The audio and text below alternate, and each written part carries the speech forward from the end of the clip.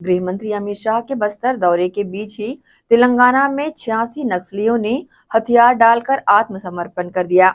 जानकारी के अनुसार भद्राद्री कोथागुडेम मल्टी जोन 1 के आईजी चंद्रशेखर रेड्डी के समक्ष कोथागुडेम के हेमचंद्रपुरम पुलिस मुख्यालय पहुंचकर 86 नक्सलियों ने आत्मसमर्पण किया।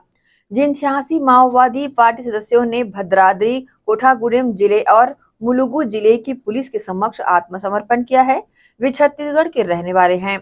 जिन माओवादियों ने आत्मसमर्पण किया है, जिसमें 66 पुरुष और 20 महिलाएं शामिल है। आईजी चंद्रशेखर रेड्डी ने कहा कि इन माओवादियों ने तेलंगाना सरकार द्वारा चलाए जा रहे ऑपरेशन येचुआ कार्यक्रम के तहत आत्मसमर्पण किया है।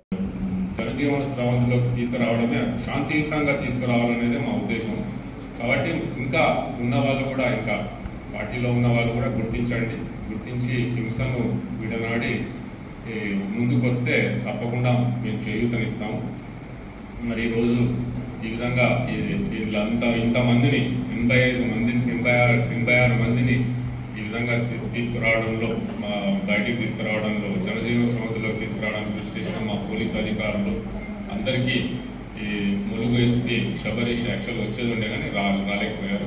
ములుగు ఎస్పీ శబరీష్ గారికి, కొత్తగూడెం ఎస్పీ రోహిత్ రాజు గారికి, ఇంకా మా ఇన్స్పెక్టర్స్ ఉన్నారు, ఇన్స్పెక్టర్స్ డిఎస్పీలు, మా కింద ఎస్ఐలు అందరికీ నా హృదయపూర్వక అభినందనలు।